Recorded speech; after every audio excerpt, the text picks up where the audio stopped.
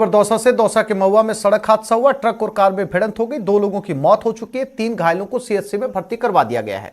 ये सभी कार सवार जयपुर के बताए जा रहे हैं। NH 21 पर टीकरी मोड़ के पास यह हादसा हुआ है।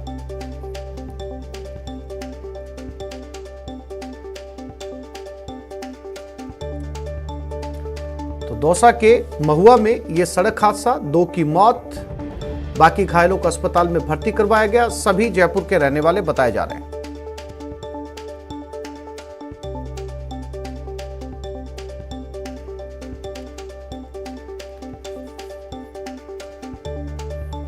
जामिया उर्दू अलीगढ़ के कोर्सेज को मान्यता मिल गई है। हाईकोर्ट ने ANM भर्ती के मामले में कहा, अदीब माहिर को 10वीं और 12वीं के समकक्ष माना जाएगा। ANM भर्ती 2013 और 2018 के अभ्यर्थियों को राहत मिली है। जस्टिस महेंद्र गोयल की अदालत ने आदेश दिए। स्वास्थ्य और चिकित्सा विभाग इनको नियुक्तियां नहीं दे रहा था।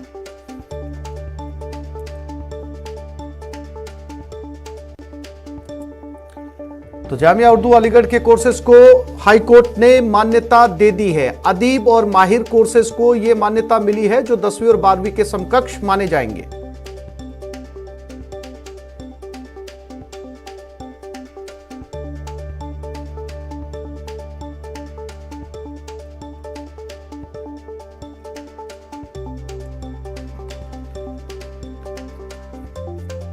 और ईट मामले पर डोटासरा का बीजेपी पर हमला। 3 साल में बीजेपी को कोई मुद्दा नहीं मिला। विपक्ष की भूमिका निभाने में फेल रही है बीजेपी।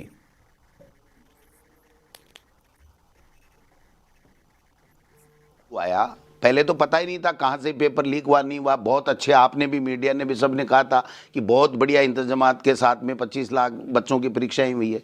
जब सरकार को पता लगा तो SOG को जांच दी गई और SOG को यह कहा गया कि दूध का दूध पानी का पानी, कोई कितना भी बड़ा व्यक्ति हो उसके खिलाफ कार्रवाई होनी चाहिए। और मैं समझता हूं कि कार्रवाई चल भी रही है और SOG ईमानदारी के साथ में काम कर रही है। लेकिन केवल इस मुद्दे को बना करके भारतीय जनता पार्टी के लोग, यहाँ की इकाई केंद्र में ये साबित करना चाहती है कि देखिए हम कितना प्रतिपक्ष की भूमिका अच्छे तरीके से निभा रहे हैं। और दूसरी, CBI में ले जा करके फिर 2 साल तक कोई कार्रवाई नहीं करना, और जब कार्रवाई किसी तरीके की नहीं होगी तो ये कह करके कि साहब CBI में जांच चल रही है, पता नहीं इसमें क्या होगा, जब रिजल्ट आएगा तो देखेंगे। यूं करके 2 साल जो सरकार के हैं इसमें एक भी बच्चे को नियुक्ति नहीं मिले, ये इनका अंतिम लक्ष्य है। जिससे जो 3 साल में कोई मुद्दा नहीं बना सके, जो गुड गवर्नेंस हमारी सरकार ने दी, जो कोरोना काल में बेहतर व्यवस्थाएं जो हमने की, रीट की परीक्षा में बेहतर जो की व्यवस्थाएं की हैं, जो इन बच्चों को फ्री में बस यात्रा कराना, खाना पीना सब लोगों ने किया है, तो जो जनता में एक अच्छा मैसेज गया, उस गवर्नमेंट के अच्छे मैसेज को ये किस तरीके से धूमिल करें अपने अंक बढ़ाने के लिए। वहाँ पर केंद्र में चाहे वो सतीश पूनिया जी हों, चाहे वो गुलाब चंद कटारिया जी हों, चाहे वो किरोड़ी लाल जी हों, तमाम लोग इस बात में लगे हुए हैं कि हमारे नंबर हमारे आला कमान में कैसे बढ़े। हमने पहले दिन भी कहा था और मुख्यमंत्री जी ने भी कहा है कि इन पेपर नकलों को रोका जाए, इनको सख्त से सख्त सजा मिले, अच्छा बढ़िया कानून बने, जिससे कभी भी जो युवा बच्चे हैं उनके साथ में कभी किसी तरीके का कुठाराघात नहीं हो सके और इनको नौकरियां मिल सके। तो मोटा मोटा जो मामला है वो केवल मात्र 3 साल में इनकी विपक्ष की भूमिका नहीं होना और अब केंद्र की तरफ से डांट फटकार बढ़ना। एंटी कमेंसी नहीं हमारी सरकार की, ये केंद्र ने सर्वे कराया और उस सर्वे में यह आया कि राजस्थान में दोबारा कांग्रेस की सरकार रिपीट हो रही है। और इसको कैसे बदनाम किया जाए, पहले आपने देखा होगा कि किस प्रकार से इस सरकार को, लोकतांत्रिक रूप से चुनी हुई सरकार को गिराने का षड्यंत्र अमित शाह और मोदी जी ने किया। वो जब इसमें नाकाम हो गए तो अब दूसरा षड्यंत्र ये कर रहे हैं कि हम लोग CBI में ले जा करके इन बच्चों को तो नौकरी नहीं देने दें और सब लोग प्रतिनिधि हो गए, जहाँ उनको और तो कोई काम है नहीं, वो जहाँ उनको मौका मिलता है, मौका नहीं मिले तो मौका वो तलाश कर लेते हैं और धरने पे जाके बैठ जाते हैं। सरकार नियम कायदे कानून से चलती है। राजनीतिक दबाव में अगर एक जगह हम नियम कायदे कानूनों को तोड़वाएंगे तो उसका कोई अंत नहीं है। न्यायोचित तरीके से नियमों के अंतर्गत जो किसी को मदद मिल सकती है मदद मिलनी चाहिए, लेकिन इस तरीके से अनावश्यक राजनीतिक दबाव, किरोड़ी लाल जी मीणा बहुत वरिष्ठ नेता हैं, उनको इस तरीके के राजनीतिक दबाव नहीं बनाने चाहिए। जयपुर में ब्रांडेड कंपनियों के मोबाइल फोन के फर्जी बिल बनाकर मोबाइल बेचने का खुलासा हुआ। दिल्ली और मुंबई से गैंग के तार जुड़े हैं। 2 महिलाओं सहित 8 बदमाश गिरफ्तार हुए हैं। एक ही IMEI नंबरों से चल रहे थे 3 से 4 मोबाइल फोन। सस्ते फोन पर ब्रांडेड कंपनियों के लोगो लगाकर बेचे जाते थे। गिरोह के कब्जे से 90 मोबाइल फोन बरामद किए गए।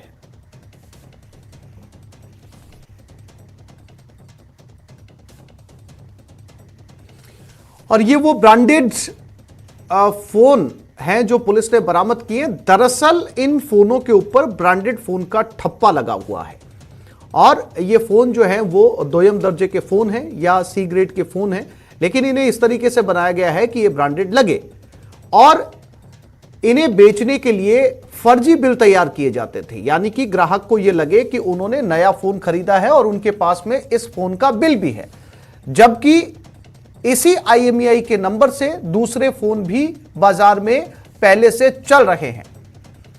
मुंबई और दिल्ली से इस गैंग के तार जुड़े हुए हैं और इसमें 2 महिलाएं भी शामिल हैं।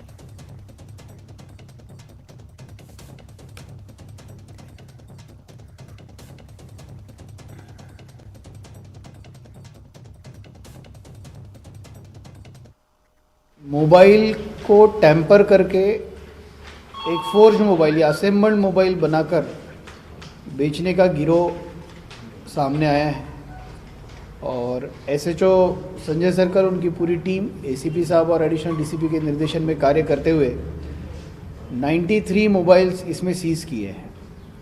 अब तक की जांच से ये पाया गया है कि ये मोबाइल्स चीप कंपनीज़, कुछ उसमें पाकिस्तानी कंपनीज़ है, कुछ इसमें चाइनीज़ कंपनीज़ हैं, इनकी बेसिक बॉडी पर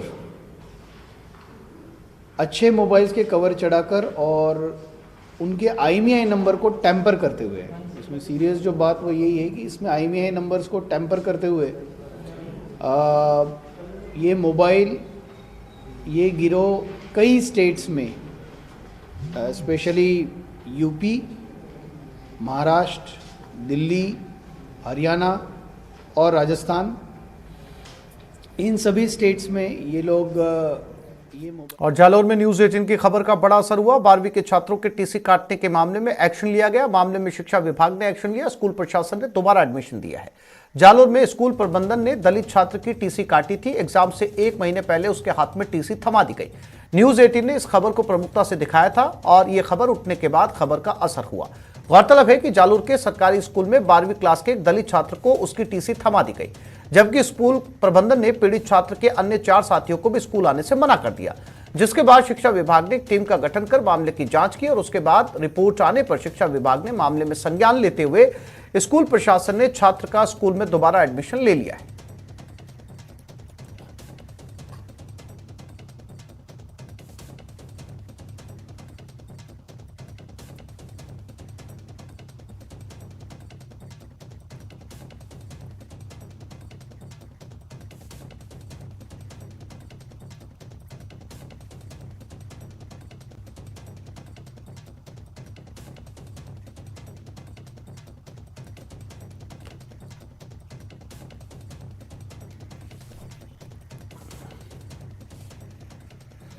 और ये वो CCTV फुटेज है उस स्कूल का जिसमें दलित छात्र को जो है वो पीट कर बाहर निकाला गया।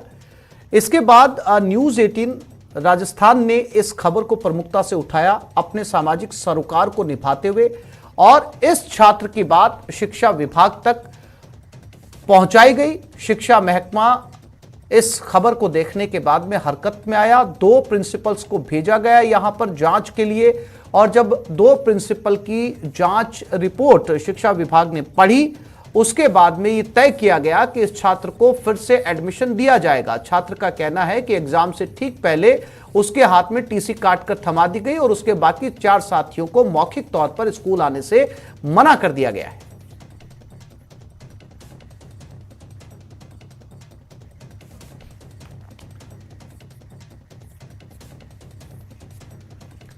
लोकसभा स्पीकर ओम बिरला कोटा बूंदी के दौरे पर हैं। इसी दौरान बूंदी के लाखेरी कस्बे के दौरे के दौरान लोकसभा स्पीकर ओम बिरला ने प्रबुद्ध जन स्नेह मिलन समारोह में हिस्सा लिया। विभिन्न सामाजिक स्वयंसेवी संस्थाओं की तरफ से स्पीकर का अभिनंदन किया। इस दौरान उन्होंने कहा कि शिक्षा पानी सरकार की प्राथमिकता है, ग्रामीण क्षेत्रों में उद्योग लगाने की जरूरत है।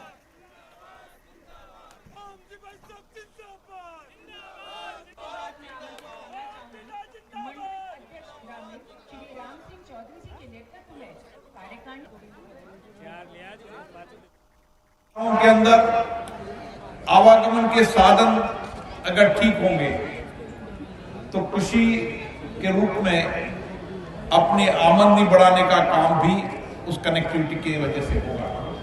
इसलिए हर गांव में बेहतर कनेक्टिविटी हो, अच्छे रोड हो, लोगों को ठीक से पीने का पानी मिले, हॉस्पिटल हो, शिक्षा के केंद्र हो, ये प्राथमिकता की आवश्यकता है। मुझे आशा है कि आने वाले समय के अंदर हम सब एक कार्य योजना बनाना चाहते हैं, हर गांव की रोड कनेक्टिविटी को बेटर करें, अच्छा करें, ताकि आवागमन के साधन सरल हो। लेकिन आवागमन के साथ साथ हम किस तरीके से हमारे नौजवान को रोजगार दे सकते हैं, उसको दो हाथ काम कर दे सकते हैं, इसके लिए हमें धीरे धीरे ग्रामीण क्षेत्र में ग्रामीण उद्योग लगाने की भी कार्य योजना बनानी। और कोटा दौरे पर पहुंचे लोकसभा अध्यक्ष ओम बिरला ने कोटा रेल मंडल को नई सौगात दी। अपने 3 दिन के दौरे के पहले दिन बिरला लाखेरी कापरेन स्टेशन पर यात्री सुविधाओं का शिलान्यास किया गया। इस मौके पर ओम बिरला ने कहा कि आज आपकी बरसों पुरानी मांग पूरी हो रही है, इसके लिए आप सबको बधाई। आपने एक ट्रेन का ठहराव मांगा था, लेकिन आपको 2 मिल रही है। आप सोगरिया दिल्ली ट्रेन पर भी रुकेगी। इसके साथ ही बिरला ने कहा कि इस क्षेत्र का विकास हमारा लक्ष्य है, जिसके लिए हम प्रतिबद्ध हैं। क्षेत्र को बेहतर रेल और रोड कनेक्टिविटी देने की हर संभव कोशिश की जाएगी।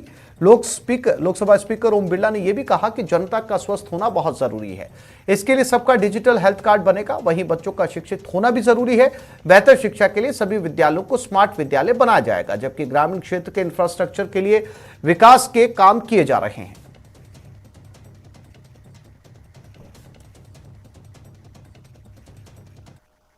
जल्दी ये प्लेटफॉर्म अपडेट हो जाएगा और ये प्लेटफॉर्म नंबर 1 भी अगली बार अपडेट हो जाएगा। तो इस कार्यकाल के अंदर दोनों प्लेटफॉर्म अपडेट हो जाएंगे ताकि कोई इसी के साथ यात्रियों को काफी देर इंतजार करना पड़ता है।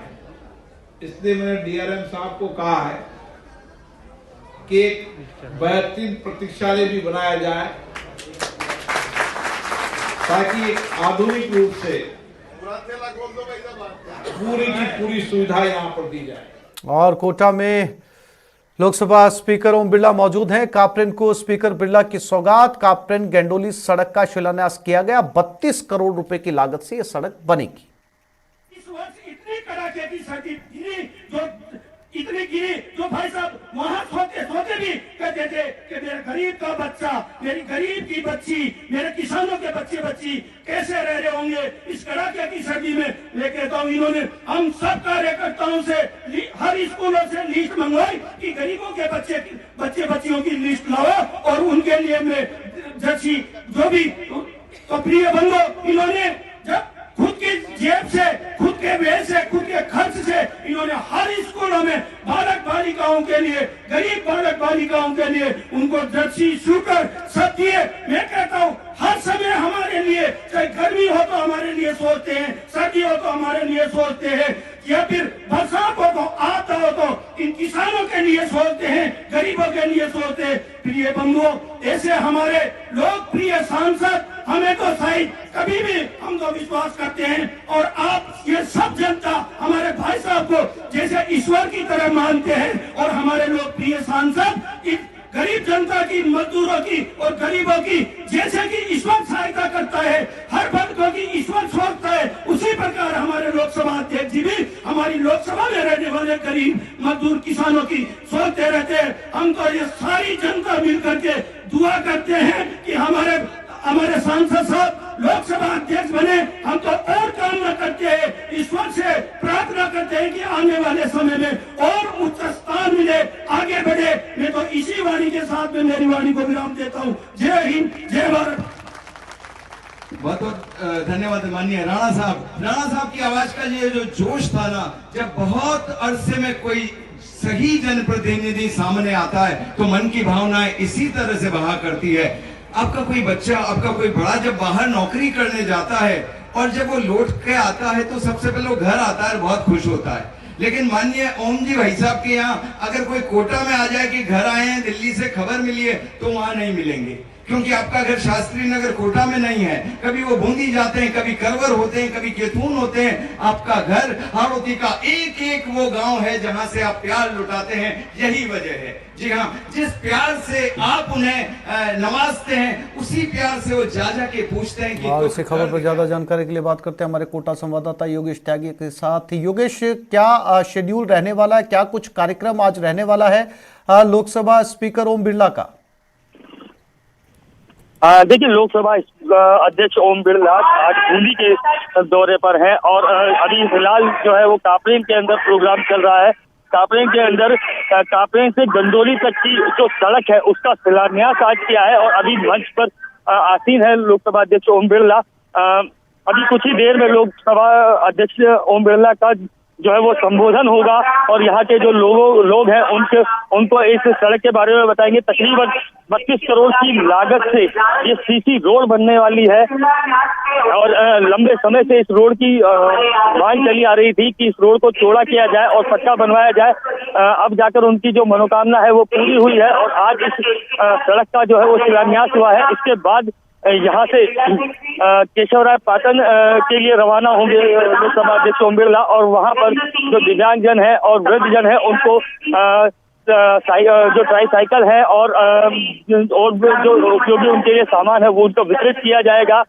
मेरे सामने उपस्थित सभी जनप्रतिनिधि बंधु, जो भी हमारे सांसद है, सरपंच है, जिला परिषद सदस्य है, पंचायत समिति सदस्य है, जो कि सभी यहाँ विराजमान है, सबको मैंने देखा। सभी हमारे प्रबुद्ध जन, वरिष्ठ कार्यकर्ता बंधुओं, मातृशक्ति नौजवान साथी, सबसे पहले तो आपको बहुत बहुत बधाई देती हूँ कि जो हमारी कई दिनों की मांग थी कि हमारी ये सड़क नई बने और खासकर जहाँ पर हम लोगों को देखने को मिला, सम्मान्य भाई साहब को देखने को मिला कि हमारी कुछ गांव जहाँ पर हेवी ट्रैफिक है वहाँ पर सीसी सड़क बने, उस निमित्त इस सरकार को, केंद्र सरकार से इस सड़क को सैंक्शन करवाया है।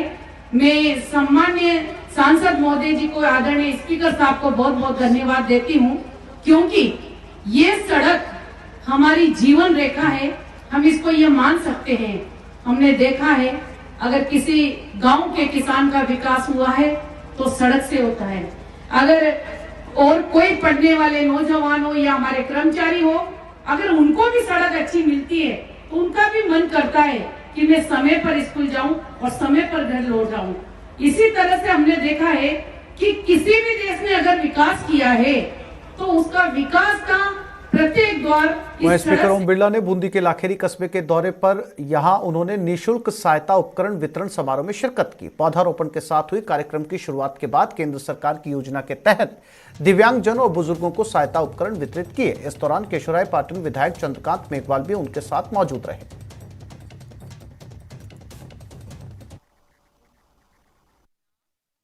केंद्र सरकार के सामाजिक और न्याय मंत्रालय के राजश्री वयोश्री योजना के तहत आज हम सभी दिव्यांग भाई बहन, वृद्धजन,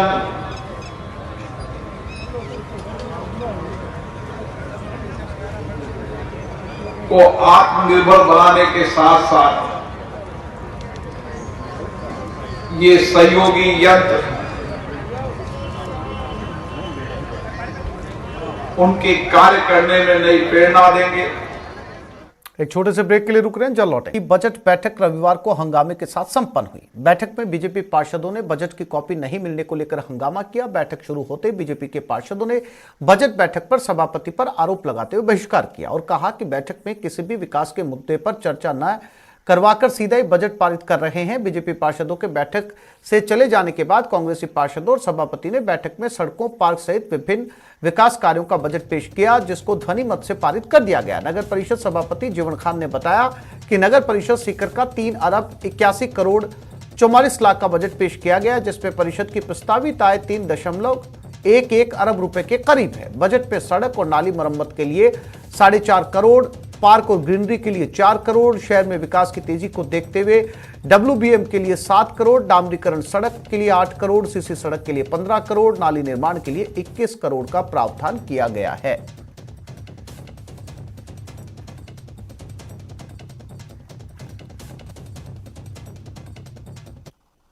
तक की योजनाएं उसमें सम्मिलित करके उनको भेजता है कि उनको इसकी जानकारी भी रहे।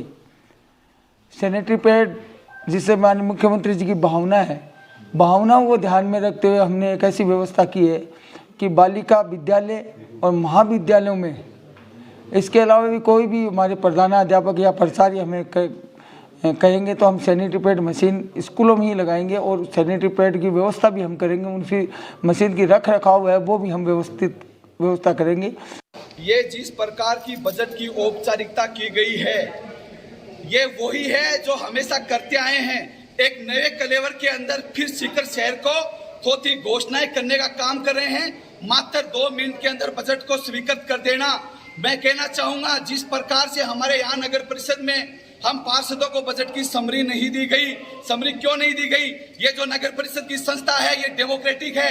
यहाँ पर जो सदस्य चुन कर रहे हैं उनको डिबेट करने का, डिस्कशन करने का और कलेक्टिव डिसीजन करने का अधिकार है। ये हमारी परंपरा रही है।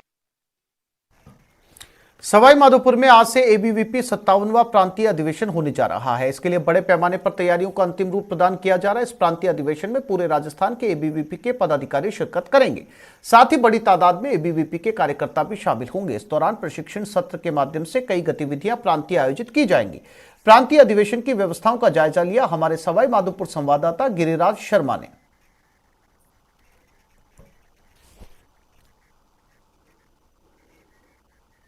विद्यार्थी परिषद का आज सवाई माधोपुर में प्रांतीय अधिवेशन होने जा रहा है, जिसको लेकर के बड़े पैमाने पर तैयारियों को अंजाम दिया जा रहा है। आप इस वक्त देख सकते हैं, हम इस वक्त खड़े हुए हैं सवाई माधोपुर जिला मुख्यालय के रणथंभौर रोड स्थित विवेकानंदपुरम में, जहां पर प्रांतीय अधिवेशन को लेकर के बड़े पैमाने पर ABVP द्वारा तैयारियों को अंजाम दिया जा रहा है।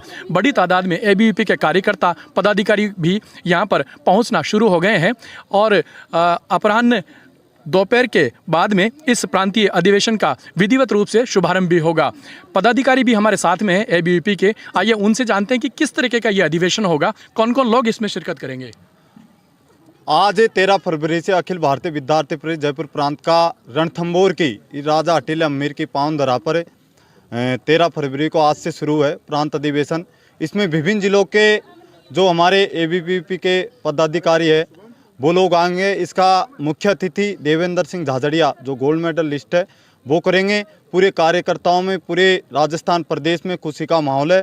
अखिल भारतीय विद्यार्थी परिषद हमेशा युवाओं के लिए, हितों के लिए काम करती है, राष्ट्रीय हित में काम करती है। 2 दिवस तक ये जो प्रांतीय अधिवेशन है आपका 2 दिवस तक ये चलेगा और किस किस तरीके की एक्टिविटीज है जो इसमें होगी? सर्वप्रथम तो मैं आपके चैनल के माध्यम से बताना चाहता हूं कि सवाई माधोपुर में जो ABVP का जो 57वां प्रांत अधिवेशन होने जा रहा है, यह सवाई माधोपुर के लिए बहुत ही खास एवं महत्वपूर्ण पल है कि ABVP का इतना बड़ा प्रोग्राम जो हमारे सवाई माधोपुर की धरती को चिन्हित कर और इस धरती पर हो रहा है। कार्यक्रम क्या क्या रहेंगे? इस कार्यक्रम में हमारे जो विद्यार्थी हैं उनको नई नई महत्वपूर्ण जो भूमिका है वो दी जाएगी। जो कर्तव्य है उनको इस अधिवेशन में दिए जाएंगे। और हमारे जो सवाई माधोपुर की जो प्रदर्शनी है आदि उनको यहाँ पर लगाकर उनको जो बाहर के हमारे जो अधिकारी आएंगे उनको सबों को इनके बारे में बताया जाएगा। और सवाई माधोपुर में जिस तरीके से हमारे वीरों की जो धरती है और जो हमारे राजा महाराजा एवं गणेश जी महाराज एवं रणथंभौर के बारे में और जो हमारे अधिकारी आएंगे वो हमारे जो युवा है जो हमारी ABVP सवाई माधोपुर की जो टीम है उनको नई चीज़ें सीखने का मौका मिलेगा।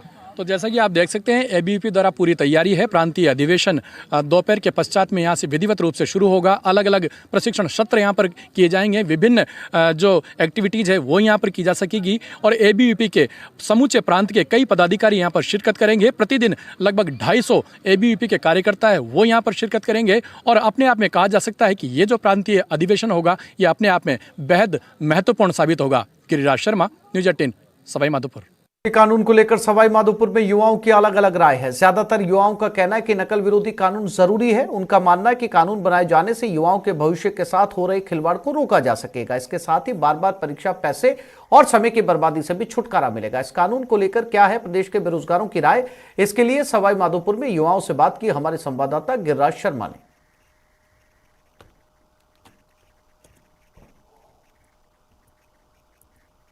बड़ी प्रतियोगी परीक्षा को सरकार द्वारा रद्द किए जाने के साथ ही लाखों अभ्यर्थियों के सपने पूरी तरीके से तबाह हो गए। लाखों अभ्यर्थियों ने बड़ी ही कोशिश और जतन के साथ में यह परीक्षा दी थी और कई सुनहरे सपने भी देखे थे, लेकिन राज्य सरकार के रीट परीक्षा को रद्द किए जाने के साथ ही सारे सपने पूरी तरीके से पानी में मिल गए हैं। उसके साथ ही अब राज्य सरकार नकल विरोधी कड़ा कानून लेने को आ रही है। पूरे हमारी ये मांग है कि जिस तरीके से इसमें जितने भी लिप्त जो आदमी हैं और एक बार फिर से रुक करते हैं कोटा की तरफ, जहां लोकसभा स्पीकर ओम बिरला इस समय पहुंचे हुए हैं। शीतल जी, मंडल बागड़ा जी, मंडल देहात के शीतल जी, क्या कर रहे हो, सभी पदाधिकारीगण, सभी प्रबुद्धजन, नागरिक भाइयों, माता और बहनों, बहुत लंबे समय तक कापरेन से गेंडोली की सड़क की मांग होती थी। जब भी मैं इस क्षेत्र में जाता था उस क्षेत्र के अंदर रोड की जगह जगह गड्ढे पड़े हुए थे।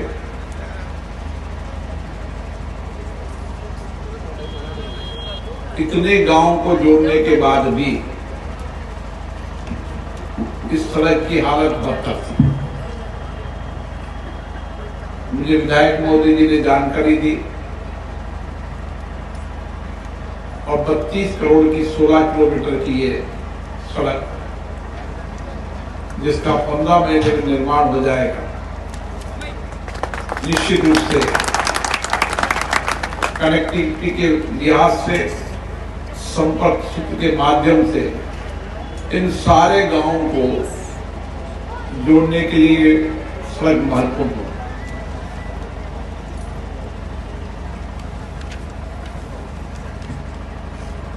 बूंदी जिले के अंदर प्रधानमंत्री सड़क में 2014 से अभी तक 116 करोड़ की प्रधानमंत्री सड़क योजना बनी है और इसी तरीके से केंद्रीय सड़क निधि से 135 किलोमीटर की 178 करोड़ की सड़क बन गई। आने वाले समय में आपके नजदीकी दिल्ली मुंबई कॉरिडोर जुड़ेगा, जिससे आप दिल्ली, बम्बई, बड़ौदा, उज्जैन, इंदौर, जयपुर, दौसा, सवाई माधोपुर, ये सारा का सारा इलाके जुड़ने से इस सारे इलाके में नई समृद्धि आएगी, खुशहाली आएगी।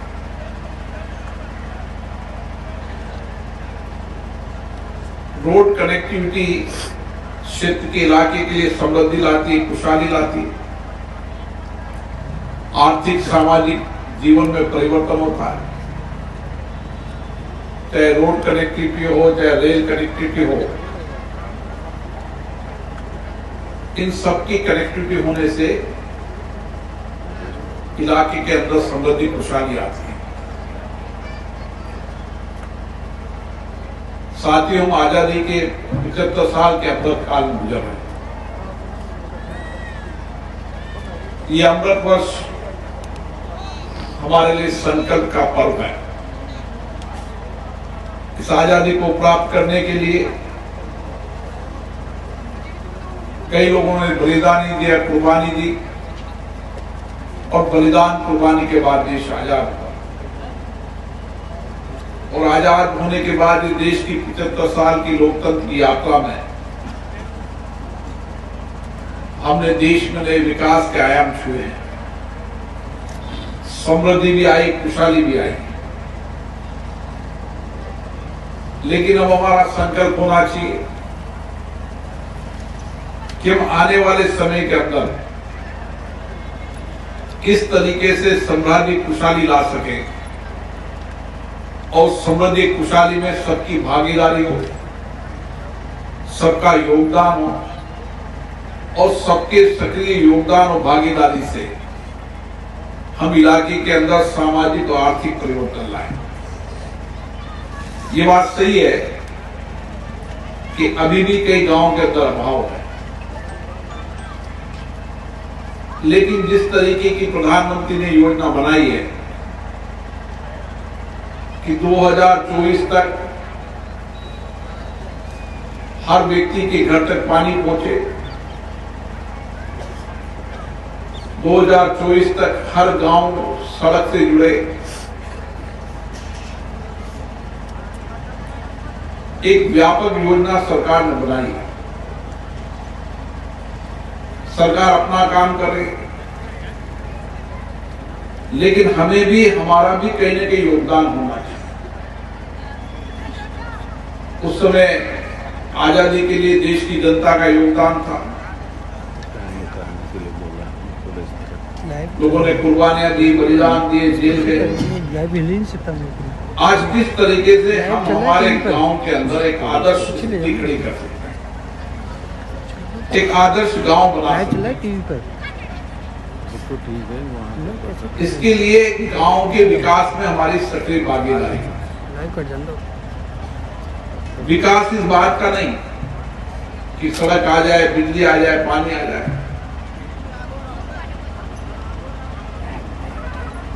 भागीदारी होना चाहिए कि हम गांव के अंदर किस तरीके से हर गांव के व्यक्ति को स्वस्थ रख सकें।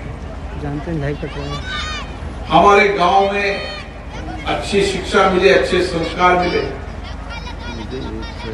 हम हमारे गांव के विद्यालयों को स्मार्ट क्लास बनाएं, आज की आधुनिक आवश्यकताओं के अनुसार वहां शिक्षा मिले, उसमें भी हमारी सक्रिय भागीदारी होना चाहिए। हमारे इलाके में नाली है, कोई तालाब है, कोई नदी है, कोई कुआं है, बावड़ी है, किस तरीके से हम उनको भी जन भागीदारी के साथ उस बहते पानी को रोककर पानी का अधिकतम उपयोग करें। मेरा आपसे आग्रह है, इस आजादी के संकल्प पर हमें 2-3 बातें करना चाहिए। मैं आपके साथ इसके लिए खड़ा हूं। पहला कि हर गांव में व्यक्ति स्वस्थ रहे। आदमी स्वस्थ रहेगा तो ही जमीन काम आएगी, भवन धन सब काम है। क्योंकि कोरोना के संकट के समय हमने देख लिया कि जब आपदा आती है, संकट आता है, तो न किसी जाति को देखता, न किसी धर्म को देखता, न किसी क्षेत्र को देखता है। लेकिन हमारी ये शक्ति है कि हमने दुनिया की सबसे बड़ी आपदा के समय भी सामूहिकता के साथ काम किया, मिलकर काम किया। तुम आपदा चुनौती से मुकाबला कर पाए। लेकिन कोरोना की दूसरी लहर के अंदर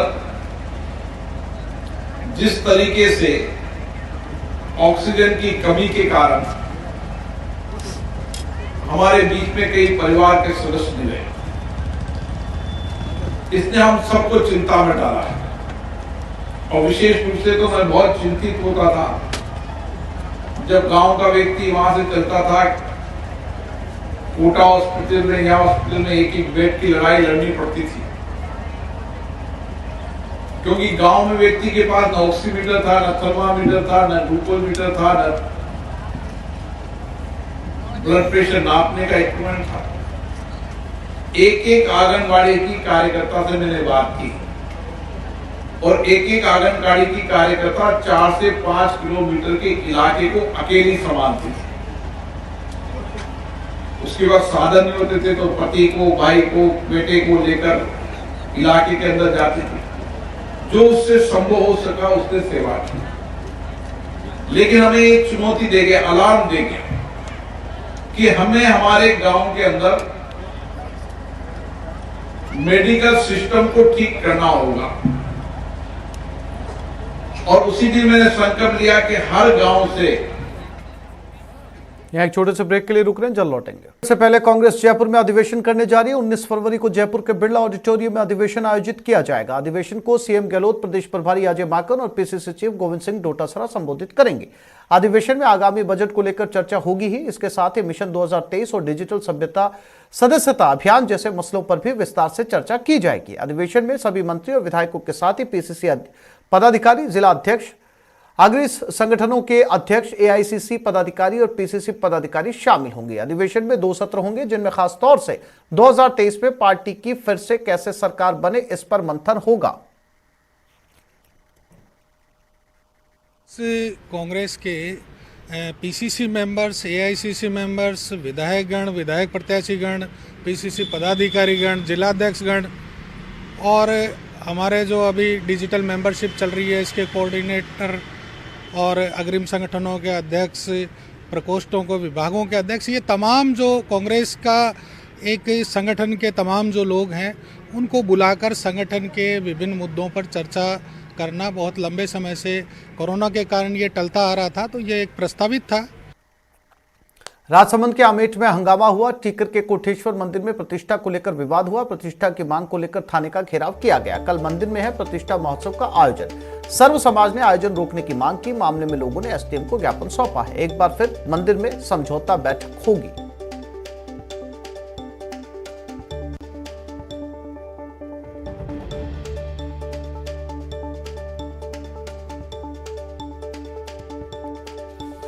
तो टीकर के कोटेश्वर मंदिर में प्रतिष्ठा को लेकर विवाद बना हुआ है, इसलिए एक बार फिर से बैठक का आयोजन किया जाएगा।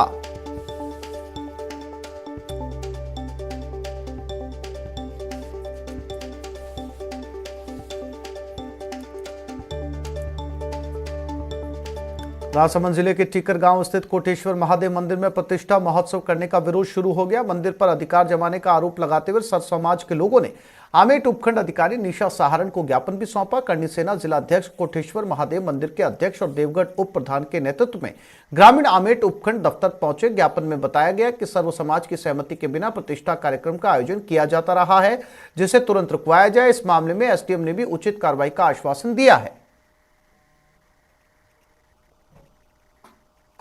हम सभी सर्व समाज के लोग कोटेश्वर महादेव मंदिर में जो अवैध तरीके से टिक्कर ग्राम के कतिपय लोग मंदिर की प्राण प्रतिष्ठा करने पर उतारू हो रहे हैं, उसके विरोध में, क्योंकि इस मंदिर से सर्व समाज की भावनाएं जुड़ी हुई हैं और इसके विरोध में हम सभी सर्व समाज के लोग आज उपखंड अधिकारी आमेट को ज्ञापन दिया है और पुलिस थाना आमेट को भी इस संबंध में सूचना देकर उनको आगाह किया है कि दिनांक 14 फरवरी को जो टिक्कर ग्राम के लोग ये प्राण प्रतिष्ठा करने वाले हैं उसको रुकवाया जाए, जिससे कि सर्व समाज की भावना इससे जुड़ी हुई है और न्याय हित में यह अति आवश्यक। हमारे जो कोटेश्वर महादेव मंदिर का जो मंदिर है वो 500 वर्ष पुराना है और उसमें सर्व समाज का मंदिर बना है। सब समाज की आस्था रहती है और जो हमारे ब्राह्मण समाज द्वारा एकाधिकार करके इस मंदिर की प्राण प्रतिष्ठा जो की जा रही है वो गलत तरीके से की जा रही है। इसलिए आज हम सभी समाज के, सर्व समाज के मिलके एसडीएम साहब को ज्ञापन दिया कि इस प्राण प्रतिष्ठा को रोका जाए और सब समाज का मंदिर है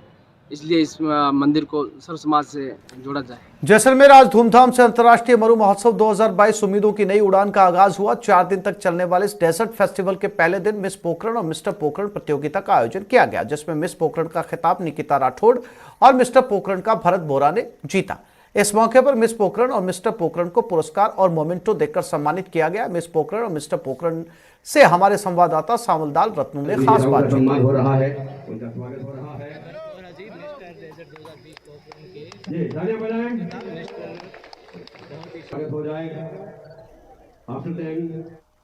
अंतर्राष्ट्रीय परमाणु नगरी में मरु महोत्सव का डे का प्लान पूरा हो गया और मिस मुमल और मिस्टर पोखरण और मिस पोखरण हमारे साथ मौजूद है। इनसे बात करने की कोशिश करते हैं। भरत जी, आप पोखरण मिस्टर बने, आपको शुभकामनाएं सर। बहुत बहुत बधाई, बहुत बहुत बधाई। मेरे को बहुत अच्छा लग रहा है। 2 बार मैं बना हूँ मिस्टर पोखरण, 2 बार। और हमारी संस्कृति ये कहना चाहता हूँ कि आप बहुत आए, भाग लें, इनमें बहुत सारा प्यार देवें। और मिस्टर डिजर्ट भी अब की बार मैं जाऊँगा, मिस्टर डिजर्ट में भी जाऊँगा। कितने समय तक आपने तैयारी की? क्या 3-4 साल हो गए मुझे तैयारी कर रहा हूँ। कैसा महसूस कर रहे हो?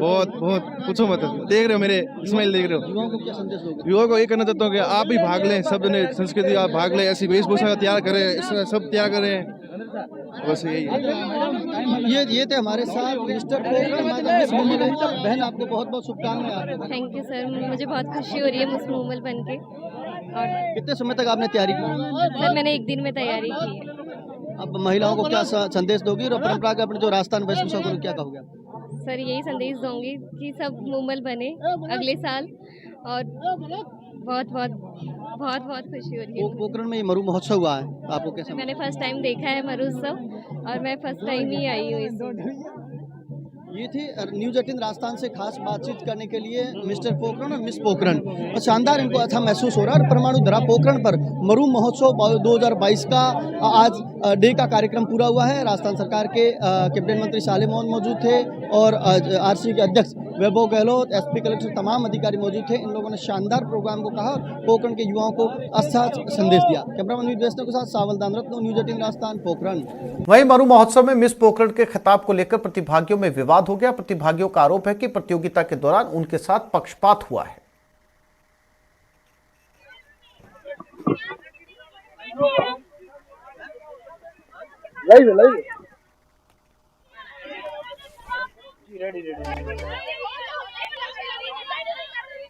ये तो गलत है, पावर है, ये मतलब नहीं कि वो उन्हें करे। हाँ गलत छवि है ना, गलत ही तो है। इसमें क्या लगना, सब कुछ गलत ही तो है। सब तो गलत है, ये तो अन्याय किया ना उन लोगों ने। बात पोखरण की नहीं है भैया, बात ये है कि आप डिजर्विंग कैंडिडेट को आप वो प्राइज दो, जब वो डिजर्व ही नहीं करती तो आप किस हक से उनको प्राइज। अलवर जिले के बानसूर के भूपसेड़ा गांव निवासी महिला सुनीता देवी का आज 5वें दिन पोस्टमार्टम नहीं हो पाया। महिला 28 दिन पहले गांव से गायब हुई थी। परिजनों ने कृष्ण कुमार यादव के खिलाफ नामजद अपहरण के बाद हत्या का मामला दर्ज करवाया था, लेकिन पुलिस आरोपी को गिरफ्तार नहीं कर रही। इसलिए गांव में लगातार धरना और आमरण अनशन जारी है। गांव में आज महापंचायत कर आंदोलन की रणनीति भी बनाई गई।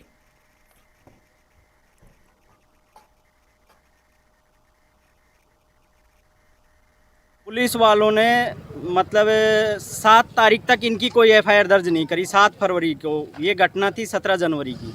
7 फरवरी को हम लोग ये यहाँ से गए मेरे पास जयपुर हम जाके आईजी साहब से मिले। आईजी साहब ने डिप्टी साहब को फ़ोन करा, तब जाके डिप्टी साहब ने कहा कि मेरे पास भेज दो, मैं रिपोर्ट दर्ज कर लेता हूँ। उस दिन शाम को ये लोग आए डिप्टी साहब के पास, उस दिन भी इन्होंने रिपोर्ट दर्ज नहीं करी।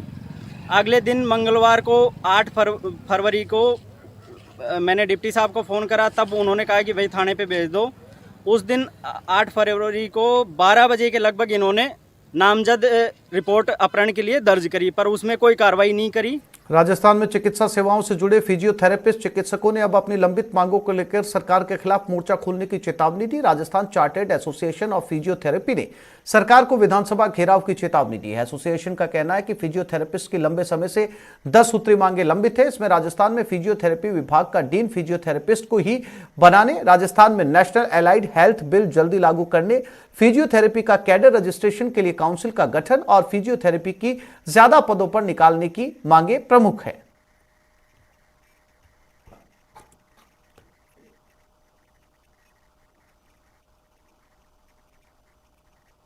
मशीनरी विजिट स्टार्ट कर दी, अल्टीमेटली स्टैंडर्ड लो कर दिया। मैं गया, मैंने एक मीटिंग में गया, एक मैंने सजेशन दिया। मैंने कहा सारे मिलके 20-25 हज़ार रुपये लगेंगे, एक न्यूज़पेपर के अंदर ऐड दे दो। जीवन में मेहनत और लगन से कुछ भी संभव है। न्यूज 18 की पहल बायजूस यंग जीनियस में हम कई ऐसे बच्चों से मिले जिन्होंने अपने दृढ़ संकल्प से वो कर दिखाया जो उनकी उम्र में असंभव प्रतीत होता है। आनंद नरसिम्हन ने पहले एपिसोड में दिखाए गए वीर कश्यप के साथ बातचीत की। आइए एक नजर डालते हैं।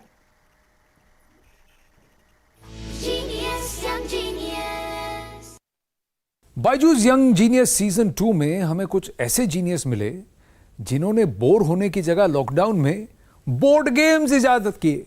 जी हां, उन्होंने नए नए तरीके निकाले कि कैसे परिवार साथ में मिलकर ना केवल कोविड-19 के बारे में कुछ नया सीख सके पर दुनिया जहान के बारे में भी कुछ नया सीख सके, वो भी खेल खेल में। साथ मिलकर परिवार एक टेबल के ऊपर बोर्ड गेम साथ में खेले तो भाई साथ के साथ लगाव और प्यार भी तो बढ़ता है। वीर कश्यप ऐसे ही यंग जीनियस हैं। कैसा लगा आपको यंग जीनियस सीजन 2 में आकर?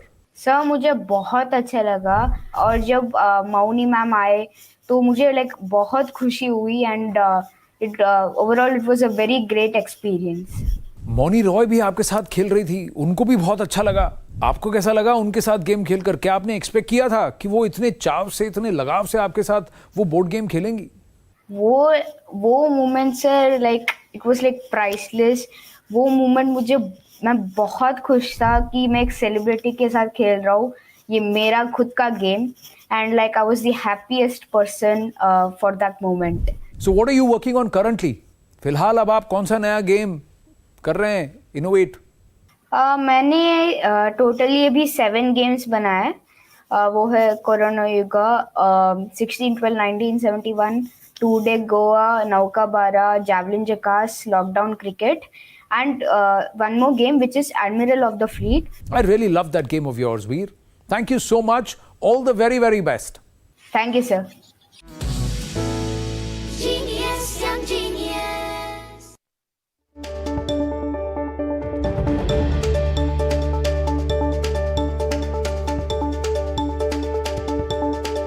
और कोटा से इस वक्त की बड़ी खबर, वाहन ने बाइक सवार 2 छात्रों को कुचल दिया और इस एक्सीडेंट में 2 छात्रों की मौत हो गई। सड़क हादसे में 2 छात्रों की मौत। शाहपुरा में यह हादसा हुआ है।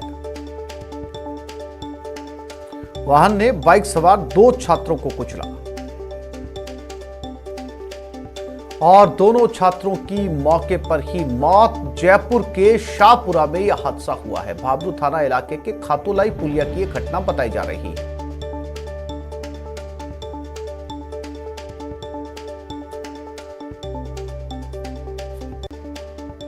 तो इस बुलेटिन में फिलहाल इतना। नमस्कार।